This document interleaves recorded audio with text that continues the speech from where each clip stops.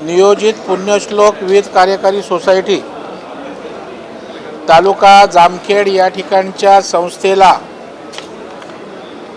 सभासदत्व देणं, अकाउंट उघडणं या संदर्भामध्ये सहकार आयुक्तांनी आदेश देऊनही अहिल्यानगर जिल्हा मध्यवर्ती बँकेनं त्या ठिकाणी त्यांचं अकाउंट उघडलं नव्हतं. त्यांना कर्ज देण्यासंदर्भात त्या ठिकाणी भूमिका घेतली नव्हती. सहकार आयुक्तांनी परवानगी देऊन विभागीय सहनिबंधकांनी सांगून सुद्धा अशा प्रकारे अकाउंट उघडून न घेणं हे त्या ठिकाणी कायद्याचा त्या ठिकाणी अवमान आहे. या संदर्भामध्ये आज मी लक्षवेधी आणली होती आणि माननीय मंत्री सहकार मंत्री बाबासाहेब पाटील यांनी सदर अहिल्यादेवी पुण्यश्लोक अहिल्यादेवी विविध कार्यकारी संस्थेला अकाउंट उघडून घेण्याचे निर्देश या ठिकाणी दिले.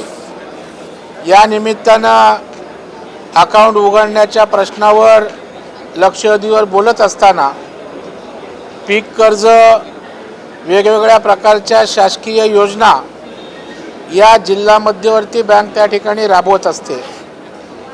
परंतु शासनाची जी वेगवेगळ्या खात्यांची अकाउंट्स आहेत ती अकाउंट्स नॅशनलाइज बँकांमध्ये असतात, काही खाजगी बँकांमध्ये असतात आणि त्याच्यामुळं सामाजिक बांधिलकीतनं काम जिल्हा मध्यवर्ती बँका करतात.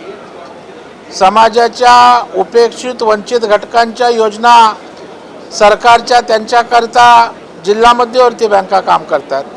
परंतु डिपॉझिट त्या ठिकाणी जिल्हा बँकांमध्ये ठेवलं जात नाही, अकाउंट उघडली जात नाहीत.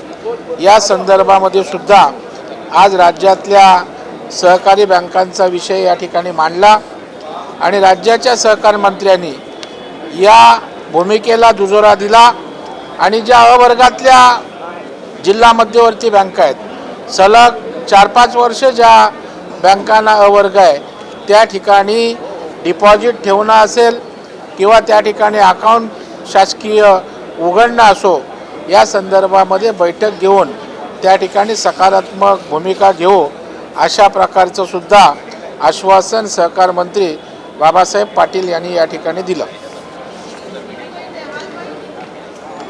हिंदीत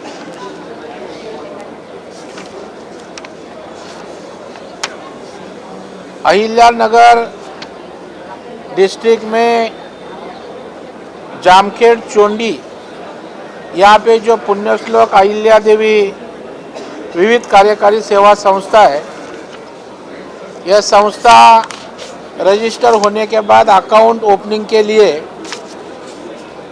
इस संस्था ने अहिल्यानगर जिला मध्यवर्ती बैंक के साथ अकाउंट खोलने की मांग की, लेकिन आयुक्त ने आदेश देने के बावजूद, जॉइंट रजिस्ट्रार ने आदेश देने के बावजूद अकाउंट नहीं खोला गया और जो विविध कार्यकारी सोसाइटी किसानों के लिए काम करती है उनके कामकाज करने से रोक लगाई, उनको कर्जा मांगता था, वो अकाउंट ओपनिंग नहीं किया, कर्जे का अर्जा लिया नहीं. तो यह बात आज विधिमंडल में विधान परिषद में मैं लक्ष्यवेधी के माध्यम से रखी और राज्य के मंत्री जो है सहकारिता मंत्री, उन्होंने अकाउंट ओपनिंग करने के निर्देश दिए और उनको कर्जा देने के लिए भी पॉजिटिव भूमिका ले जिला बैंक को निर्देशित किया. इसी बहाने से मैं राज्य सरकार को मांग की कि आज जिला मध्यवर्ती बैंक सशक्त करने की जिम्मेदारी सरकार की है, क्योंकि जब कुछ सरकार का योजना रहे, सरकार की हित की बात रहे तो इम्प्लीमेंट करने का काम जिला मध्यवर्ती बैंक करती है. जो कि क्रॉप लोन है, पीक कर्ज है, वह नेशनलाइज बैंक अपना टारगेट भी पूरा नहीं करती, लेकिन डिस्ट्रिक्ट बैंक अपना क्रॉप लोन का 100% टारगेट पूरा करती है. जो सामाजिक दायित्व है वह निभाने का काम गवर्नमेंट की जो वीकर सेक्शन के लिए स्कीम्स है वह करने के लिए जिला मध्यवर्ती बैंक आगे आती है.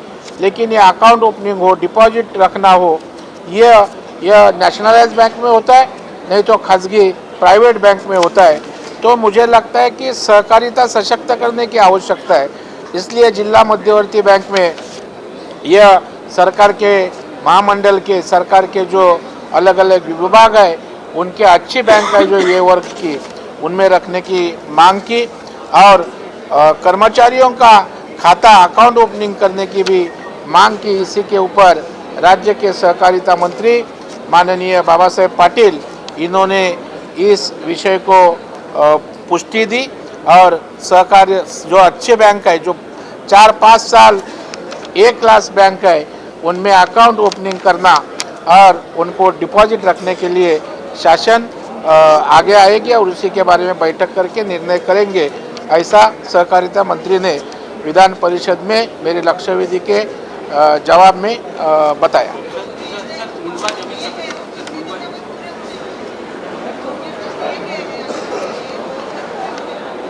नहीं, उसके बारे में वो बैठक लेने वाले हैं, वरिष्ठ स्तर पर बैठक लेंगे और उसमें वो निर्णय करेंगे।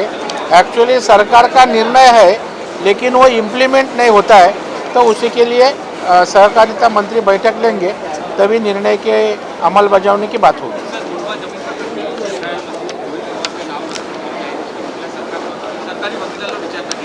काय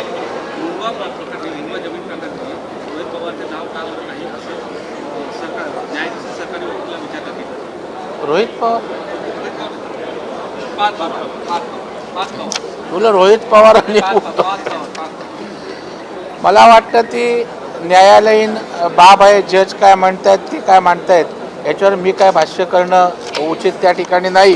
ज्यांचं नाव असेल तर ती प्रक्रिया आहे, त्या दरम्यान न्यायाधीश काय तो निर्णय घेतील।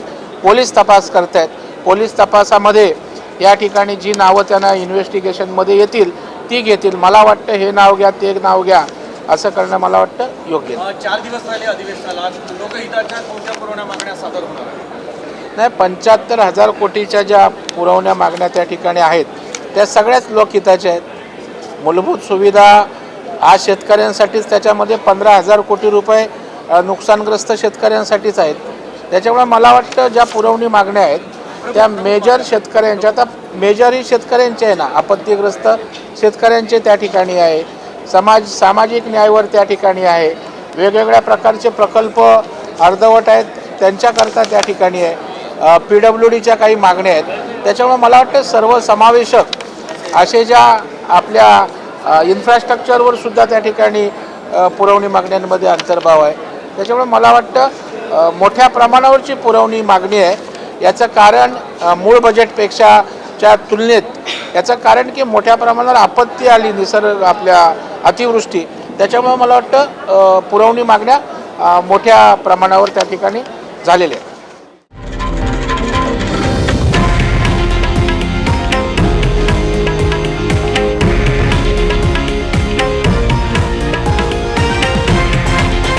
हे आहे देशातील नंबर 1 न्यूज नेटवर्क आणि आपण पाहत आहात TV9 मराठी, एकमेव।